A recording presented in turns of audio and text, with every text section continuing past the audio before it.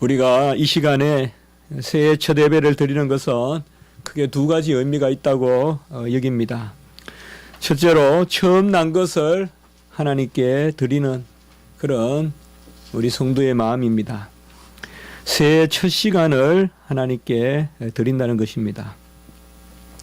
출애굽기 13장 2절에 보면 이스라엘에게 속한 자손과 또 짐승이라도 제일 먼저 난 것은 거룩히 구별하여 하나님께 드리라 라고 이렇게 이야기했습니다. 그리고 그것은 내게 속한 것이니 라고 이렇게 말씀하고 있습니다. 11조도 어떻게 보면 처음 것을 하나님께 드리는 것입니다. 우리가 레위기 27장 30절에 보면 10분의 1을 여호와의 것이니 10분의 1은 여호와의 것이니 여호와의 성물이라 여호와의 거룩한 것이다 라고 이렇게 말하고 있습니다. 그래서 너희들이 헤아려서 10번째 것을 하나님께 드려라 이렇게 말합니다. 그러면 10번째니까 마지막 거 아니냐 이렇게 생각하기 쉬운데요. 이렇게 생각하시면 돼요. 자루에 수박을 10대 따넣었잖아요. 그럼 헤아리면 최고 늦게 헤아리지는 게 가장 먼저 된 거죠. 그 자루에 10개 수박이 들어있는데 하나 둘 해가 마지막 10번째 게 뭐예요? 제일 먼저 거잖아요. 그래서 11조도 우리가 어떻게 생각하면 제일 먼저 것을 드리는 거예요. 하나님께. 우리가 주일 예배를 드리죠. 그래서 우리는 주일을 한 주일의 첫날로 그렇게 삼아서 드리는 것입니다. 나를 섬기는 게 아닙니다.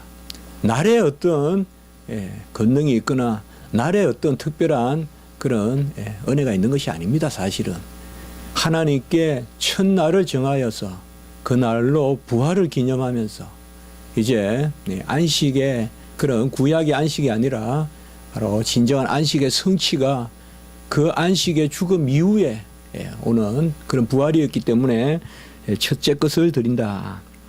그래서 우리가 매번 삶을 살 때 우리 성도들은 깨어서 첫 번 것을 하나님께 드리는 마음, 그것이 바로 모든 기원이 하나님께 있다는 것을 인정하는 것입니다. 그래서 그런 마음으로 우리가 모든 일들을 행하고 또 오늘 어쨌든 우리가 칼렌더를 가지고 이렇게 살고 어쨌든 1년을 단위로 또 정확하게는 우리가 뭐 시간이 좀 차이가 있지만은 그래도 공전 이런 것을 우리가 생각해서 한 해를 정하잖아요. 그 가운데서 우리가 첫 번째 시간을 드리는 것입니다. 둘째, 오늘 우리가 또 이렇게 먼저 드리는 마음은 우리가 계속 그 구원의 과정에서 날마다 새롭게 된다는 그 의미가 있겠습니다. 이스라엘 백성들이 이제 만나와 메추라기를 40년간 계속 그 광야에서 먹고 이제 요단을 건너고 길갈에 진칩니다. 길갈에 진치고 드디어 여리고에서 그 땅의 소산물을 먹고 그것을 볶아서도 먹고 또 무교절을 지키거든요. 그래서 누룩 없이 그 땅의 소산물을 먹습니다. 여러분들 나중에 가보시면 알겠지만은 여리고는 가면 아주 잎사귀도 크고 무화과나 이런 게 아주 울창합니다. 그래서 먹을 게 있습니다.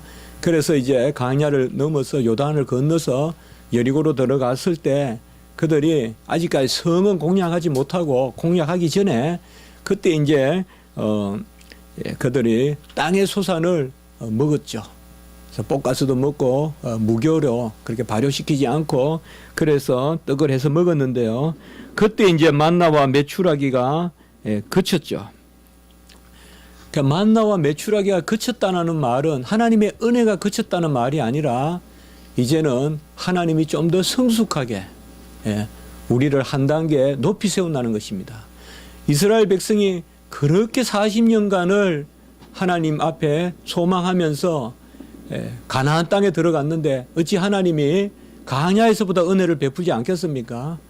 그런데 실제로 광야 때는 하나님이 먹을 것을 그냥 주셨지만은 주야로 주셨지만은 매일 주셨지만은 오히려 이제 가나안 땅에 갔을 때는 수고하고 그것을 소산을 거두어야 됐죠. 수고하고 소산을 거두었다고 해서 그게 은혜의 후퇴가 아니라는 것이죠. 오히려 성숙한 신앙, 또 더 잘한 신앙. 그래서 우리가 새로운 것이라. 그래서 새의 열매를 먹었다. 새의 첫 열매를 먹었다. 그렇게 우리가 거기 여호수아에서 볼 수가 있는데요.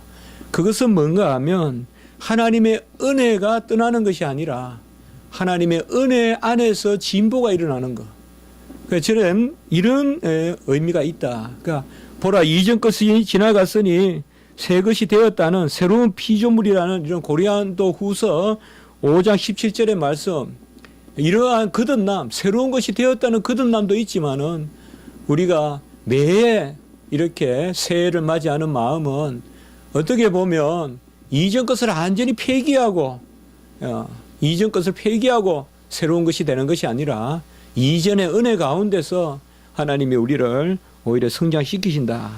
그런 의미에서 우리가 지금 첫 예배를 드리고 있습니다. 2013년을 돌아봅니다. 여러 가지 일도 있었고 또 기쁜 일도 많았고 정말 크게 웃을 때도 있었을 거고 또 어떨 때는 힘들고 고민할 때도 있었을 것입니다.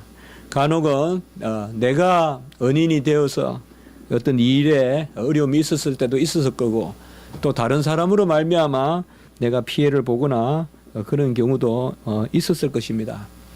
2013년 우리가 속초에서 취양 그 한경지 그 기념관 거기에서 또 수련회도 하면서 그 이제 12월 말이죠. 그때는 막 그 성찬하고 이렇게 몰아서 우리가 했었는데요. 그때 이제 대체로 우리가 하나님이 그때 제가 또 말씀을 나누면서 우리 2013년은 가장 이 부분을 좀 주목했으면 좋겠다 하는 그런 부분이 있었죠. 여러분들 다 아시겠지만은 우리는 그리스도의 영을 받았다. 로마서 8장 9절에. 근데 이 그리스도의 영은 임마누엘의 영이고 그래서 떠나가지 않는 영이고 요한복음 14장 17절 그리고 16절 17절 떠나가지 않는 영이다. 볼지어다 내가 땅 끝까지 너희와 함께한다. 마태복음 28장 20절 그래서 임마누엘의 영이다. 그리고 두 번째는 진리의 영이다. 요한복음 14장 16절 뭐 26절 계속 나오죠. 15장 16장까지 진리의 영이다. 그래서 보혜사 성령이 임하면 떠나가지 않는 임마누엘 영이시고 우리를 알게 하신다. 무엇을 특별히 알게 하시느냐? 예수 그리스도께서 행하신 것과 가르친 것을 알게 하신다. 그래서 진리의 영이다. 그래서 우리는 모른다 하면 안 된다. 내가 믿음을 고백하듯이 지식도 고백해야 된다.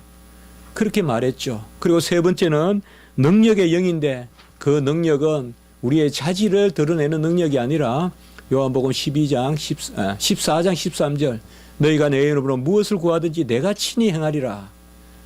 또 14절에 또 너희가 무엇을 구하든지 내가 친히 행하리라. 두 번이나 말씀하신 그것이 유일한 능력이다. 다른 능력은 없다 우리에게.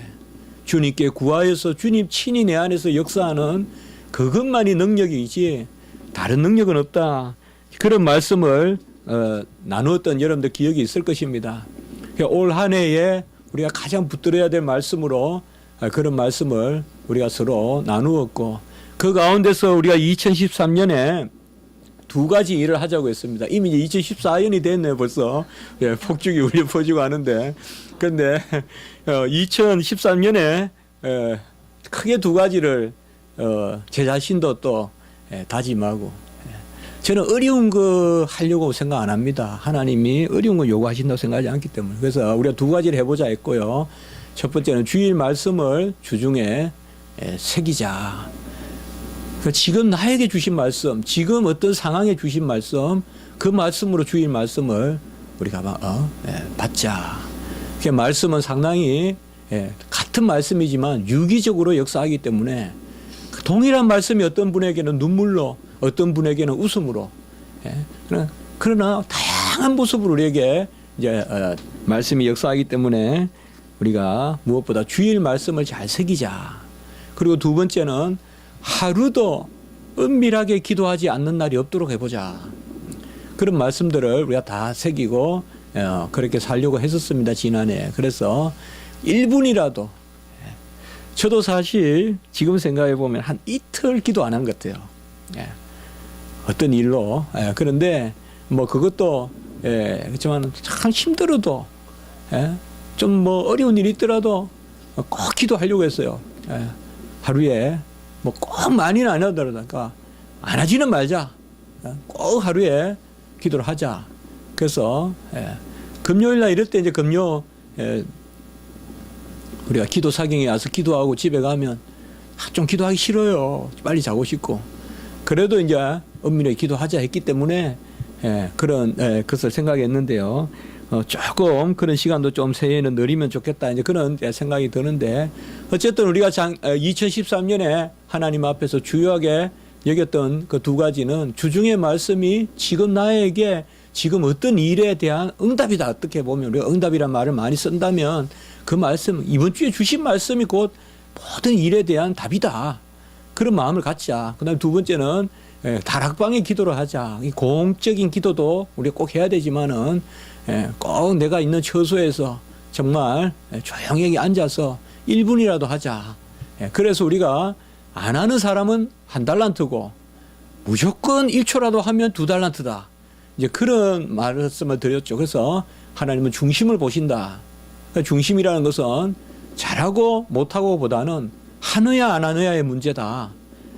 그래서 제 자신도 그런 말씀이 상당히 은혜가 되었고요. 그 우리가 이제 2014년에 삶을 살아갈 때 2013년에 이것이 떠나가는 것이 아니라 이런 2013년의 일들을 2014년에 적용시켜서 그렇게 생각했으면 좋겠다라는 그런 이제 생각을 해봅니다. 특별히 오늘 말씀을 통하여서 저는 원래 우리가 좀 생각해야 될 말씀이 뭘까? 그런 말씀을 오늘 잠깐 나누고 또 이 오늘 말씀을 좀 더 제가 깊이 묵상하고 또 좀 더 이렇게 풀어서 수련회 가서도 좀 더 깊이 좀 나눠볼까 하는 그런 마음을 가지고 있습니다. 데살로니가 교회는 우리 교회와 어떻게 보면 그런 상황이 비슷합니다. 저는 우리 교회 처음에 제일 처음에 우리가 설립 예배를 드리고 첫 설교를 제가 데살로니가 교회에 관한 말씀으로 전했는데요. 데살로니가 교회는 사도 바울이 빌립보에서 쫓겨서 내려가면서 세운 교회죠. 특별히 유대인들이 쫓아왔어요. 유대인들이 계속 가장 큰 핍박을 많이 했던 사람이 유대인들인데 그래서 데살로니가 교회는 항상 보면 데살로니가 전후서에 다 보면 데살로니가인들이 아주 핍박을 많이 받았다는 이야기가 나와요. 그래서 아주 고생을 많이 했던 그런 교회입니다.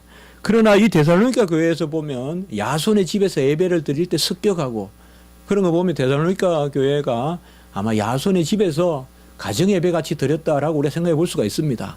그때야 가정 교회라는 게 뭐 큰 의미가 있겠습니까? 오늘날 같이 교회당이 있고 그런 생각을 해서는 안 되거든요. 그래서 가정에서 예배를 드렸는데 그러나 그들이 사도 바울이 거기서 예배를 드리지만은 해당에서 강론을 하고 또 풀어서 그렇게 3주간을 그렇게 가르쳤다라는 말씀이 나오잖아요. 그 풀어서 말씀을 강론하니 바로 기부인들과 헬라 사람들도 경건한 헬라인들도 많이 믿게 되었다. 그렇게 말합니다. 우리가 이 서신서에서 특별히 보면 오늘 1절에 보면 데살로니카인의 교회에 편지하노니 여러분도 어떤지 몰라요. 저는 사실 성경을 읽을 때 그런 항상 좀 갸우뚱하는 마음이 있었어요. 어떻게 교회를 수신자로 한다는 게 좀 이게 요한계시록도 그랬고요. 사람을 수신자로 하든지 아니면 그 교회에 목사님을 수신자로 하든지 이렇게 해야 될 것 같은데 보면 교회를 단위로 이렇게 편지를 쓰는 이 자체가 그런데요. 특별히 데살로니가 교회에 편지하노니 오늘 1절에 보면 그렇습니다. 사실 하나님이 교회를 향한 특별한 섭리가 있습니다. 이것을 우리가 잘 붙들어야 됩니다. 교회의 비밀이 크도다. 근데 교회를 향하여 하나님이 교회 단위로 그러한 주시는 말씀 데살로니가 교회의 그런 말씀인데요. 저는 데살로니가 교회는 스무나 교회와 빌라델비아 교회와 같이 칭찬만 받았던 교회잖아요. 그런 교회와 상당히 유사하다는 것을 우리가 데살로니가 전후서를 읽어보면 알 수가 있습니다. 스무나 교회는 환난과 궁핍이 있었으나 실상은 부유한 자다. 계시록 2장 9절을 보면 그렇게 말하고 있거든요. 환난과 궁핍이 있었다. 그러니까 핍박을 많이 당하고 배고픔이 있었어요. 그렇지만은 또 서문화 교회는 그렇게 창대한 교회가 못 돼요. 흔적도 없는 열악한 교회예요. 그렇지만은 하나님이 보시기에는 실상은 부유한 자였다. 이렇게 말하고 있습니다. 그러니까 하나님이 보시는 그런 분량과 세상이 보는, 세상에서는 아주 핍박을 받고, 그런데 핍박 받으면요 사람이 하찮아 보이거든요. 아무리 뭐 핍박받고 이러면 우리는 좋아 보일 것 같아도 진짜 누군가가 핍박받는 모습을 보면요 가엾어 보이는 기 이전에 하찮아 보여요. 핍박을 하는 사람은 잔인하게 보이기 이전에 위대하게 보여요. 그게 이 세상 질서예요. 남을 짓누르고 이러면 위대하게 보이고, 짓눌리면 아주 없이 보이고, 어떨 땐 졸렬하게 보이고 그런 부분이 있어요. 그런데 이 서문화 교회는 실상은 부유한 자다. 바로 말씀에 부유함이 있었고, 환난과 궁핍 가운데서도, 그리고 부유하다는 것은 하늘에 기업이 많다. 그 말씀대로 행하여 삶으로 이 땅에서 상급이 많다 이 말이죠. 이 세상에서 많은 것을 가진 사람들은 하늘의 상급이 적은데 그것이 바로 서문화 교회고, 그리고 빌라델비아 교회도 보면 인내의 말씀을 지켜, 계시록 3장 10절에 보면 인내의 말씀을 지키고 열면 닫을 일 없고 닫으면 열 자가 없는 그런 다윗의 열쇠를 빌라델비아 교회에 주어서 빌라델비아 교회에는 열린 문이다. 이렇게 우리가 빌라델비아 교회도 보면 그런 말씀이 나옵니다. 이 빌라델비아 교회나 서문화 교회, 그러니까 7교회 중에, 계시록의 7교회 중에 칭찬만 받았던 이 교회들의 모습이 바로 데살로니가 교회의 모습입니다. 우리가 익히 잘 알듯이 데살로니가 1장 3절에 보면 세 가지가 나오죠. 믿음의 역사와 사랑의 수고와 소망의 인내, 이렇게 세 가지가 나옵니다. 이것은 데살로니가 후서에도 1장에 비슷한 말씀이 또한 등장하거든요. 그 데살로니가 교회는 이 세 가지로 칭찬을 받습니다. 믿음의 역사라는 말은 바로 믿음의 능력, 또한 믿음의 작용, 그렇게 볼 수가 있습니다. 그러니까 데살로니가 교회 사람들은 믿음으로 일했다 이겁니다. 믿음으로 일했다. 그게 믿음의 역사입니다. 그러니까 믿음으로 일해서 어떤 일들이 일어났는데 그런 믿음의 능력을 보였다. 그래서 믿음으로 이기고 믿음으로 취하고 믿음으로 사는 그것이 데살로니가 교인이었다. 우리도 새해에는 믿음으로 살았으면 좋겠습니다. 그저 믿음으로. 여러 복잡하게 생각하시지 마시고 믿음으로. 지금 나에게 깨우쳐지는 말씀이 떠오르면 그 말씀을 믿음으로, 또 지금 나에게 인도하시는 성령의 역사가 느껴지면 그것을 믿음으로, 그 믿은 다음에 어떤 해석되고 정리된 지식, 그것을 쫓아가려 하지 말고 나에게 주어지는 간혹은 좀 직관적이고 즉각적인 그런 믿음을 받아들일 필요가 있어요. 우리는 오히려 해석하는 가운데 실족하는 경우가 많다 이 말이죠. 뭔가 하나님이 나에게 감동을 주실 때 그 다음 것을 자꾸 이야기하다가 오히려 성령을 해방하거나 그러한 일들이 많다는 거예요. 그래서 데살로니가 교회는 믿음의 역사가 있었고, 그리고 사랑의 수고가 있었습니다. 사랑의 수고라는 것을 우리가 굳이 설명할 필요가 있겠습니까? 수고가 따르지 않는 사랑은 그런 사랑이 있겠습니까? 사랑은 수고가 따르는 것이죠. 저는 이렇게 한번 생각해 봤습니다. 사랑은 향유를 담은 옥합의 뚜껑과 같다. 이렇게 한번 생각해 봤습니다. 보통 사랑을 우리가 예형적이고 드러나는 것이고 이렇게 생각하기 쉽지만은 사랑은 믿음을 담아놓는 뚜껑과 같습니다. 이 뚜껑이 열리면 믿음도 없어집니다. 밤새 기도해도 그 다음날 누구를 미워하면 그 밤에 믿음이 다 날아갑니다. 그래서 우리는 두렵고 떨림으로 사랑을 이루어야 돼요. 그래서 사랑은 향유 옥합의 뚜껑과 같아요. 이 사랑이라는 뚜껑으로 마개를 해놔야 돼요. 뭔가 사랑은 적극적이고 뭐 사랑은 뭔가 튀어나가고 창의적이고 그런 것 같아도 제가 뭐 그렇게 생각해 봤어요. 우리가 살아갈 때 왜 내가 사랑해야 돼요?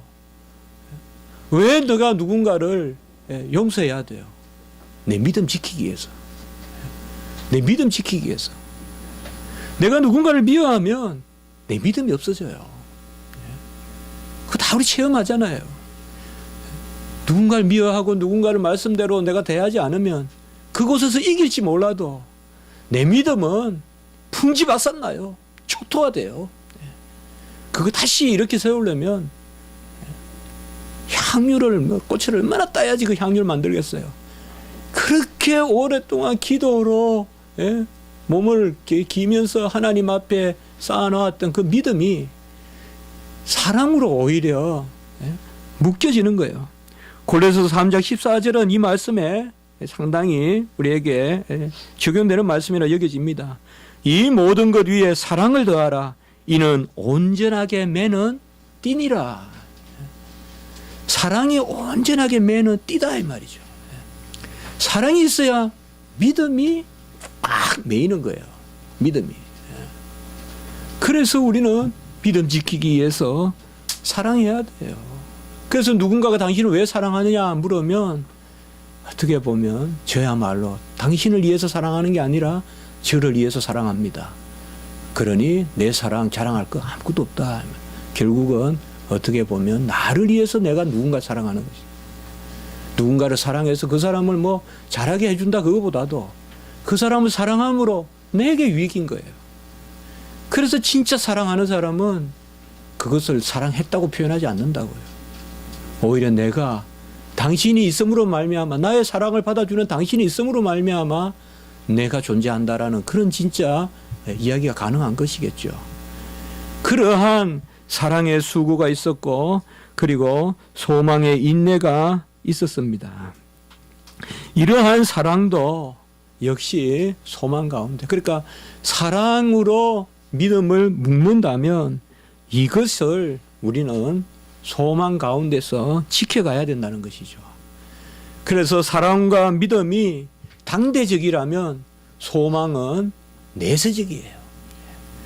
그래서 칼빈은 기독교인의 삶을 이야기하면서 십자가를 지고 나를 따르는, 자기를 부인하고 십자가를 지고 주님을 따른다는 마태복음 16장 24절 앞에 미래를 묵상하며 라고 넣은 것입니다. 그것에서 소망을 이야기한 것입니다. 소망이 없는 믿음은 없다. 믿음은 바라는 것들의 실상이라면 소망의 실상이라는 것이죠. 그렇기 때문에 이 소망의 인내라는 것은 뭐라고 할까요? 이런 표현이 가능할까요, 여러분들? 그늘을 안고 가시밭길 뛰는 거예요. 그게 소망이 있네요, 여러분들.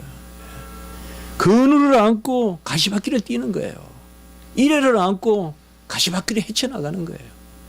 그 많은 풍상이 있지만은 아이가 자라고 그 아이가 커가는 것을 소망하면서 엄마는 그 포대기에 끌어안고 세상 온갖 풍상을 이겨나가잖아요. 그렇기 때문에 믿음의 역사와 사랑의 수고와 소망이 있네. 믿음, 소망, 사랑 이것으로 데살로니가 교회가 칭찬을 받았다. 우리는 아주 고상한 사랑을 하고 아주 화려한 사랑을 합니다. 그렇지만은 고린도전서 13장 4절에 보면 사랑은 제일 먼저 뭐가 나옵니까? 오래 참고 그러고 온유하고 시기하지 아니하고 자랑하지 아니하고 쭉 따라 나옵니다. 사랑의 제일 첫 번째가 오래 참는 겁니다. 오래 참아야 그 다음에 뭐 시기도 뭐부터 다 이렇게. 그래서 소망의 인내에 대해서 그렇게 말하고 있는 것입니다. 그리스도인은 그리스도의 영을 받았고 이 그리스도의 영을 받은 사람들은 바로 옥토에 떨어진 말씀을 받는 것과 같아서 마태복음 13장에 이러한 데살로니가의 자랑. 우리 교회가 이제 3년째 이제 되지 않습니까? 그 데살로니가 교회는 전에도 제가 한번 그렇게 설교했어요. 이 모든 믿음과 소망과 사랑에 믿음의 역사와 사랑의 수고와 소망의 인내. 과연 데살로니가 교회는 뭐가 있었길래 이렇게 칭찬을 받았냐 말이죠. 어떻게 보면 가장 칭찬받은 교회거든요, 데살로니가 교회가. 큰 교회는 아니었어요. 아덴과 고린도, 에베소 그렇게 크지 않아요. 그렇지만은 데살로니가 교회는 가장 칭찬을 많이 받았거든요. 그것은 역시 사도행전의 말씀에 보면 우리가 아까 이야기했지만 성경을 강론하고 풀어서 설명하는 한 그게 바로 힌트예요. 그러니까 데살로니가 교회의 이러한 역사는 말씀 때문에 일어난 거예요. 말씀 때문에. 그래서 특별히 데살로니가 전서 2장 13절의 말씀에 보면 너희가 우리에게 들은 바 하나님의 말씀을 받을 때에 사람의 말로 받지 아니하고 하나님의 말씀으로 받음이니 진실로 그러하도다. 이 말씀이 또한 너희 믿는 자 가운데서 역사하느니라. 저는 이게 데살로니가 교회의 본질이라고 생각해요. 그 데살로니가 교회가 칭찬받은 믿음, 소망, 사랑의 본질이 어디 있느냐?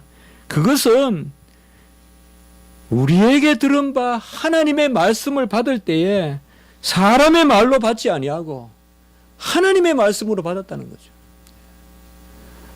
저도 설교를 준비할 때 정말 은혜를 많이 받습니다.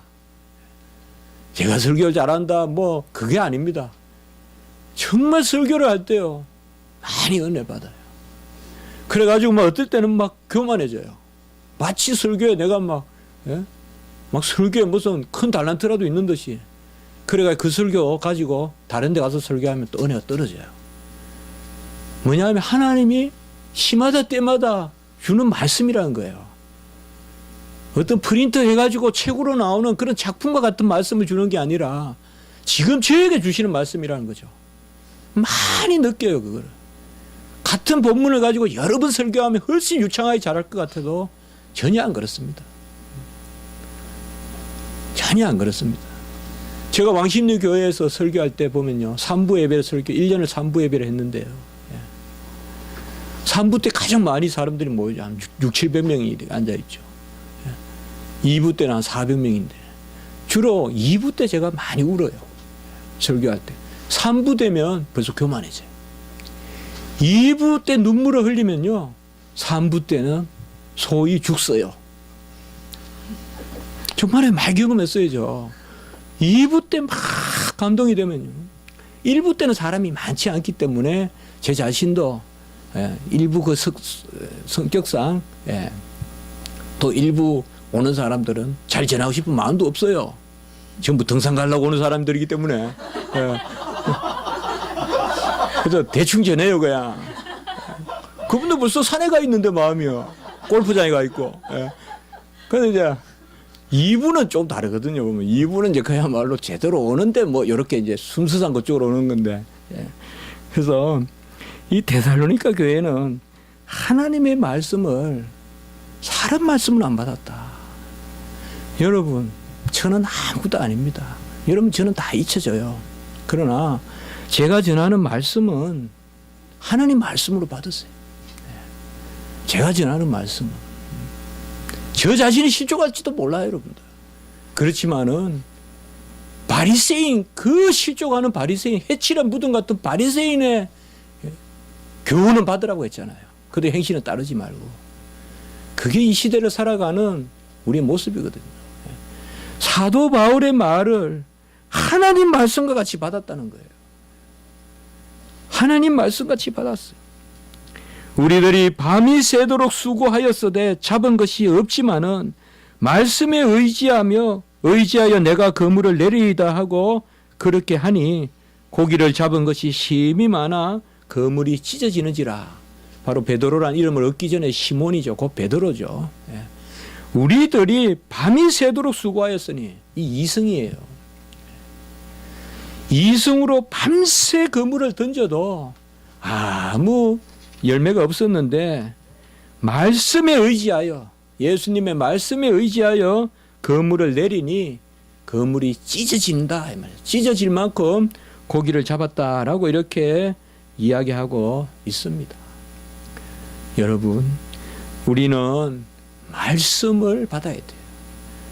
빌라델비아 교회의 인내의 말씀, 그리고 스무나 교회의 한양과 궁핍 가운데서 또 말씀, 이 데살로니가 교회에 사람의 말로 받지 아니하고 하나님의 말씀으로 받는 그 말씀 말이에요.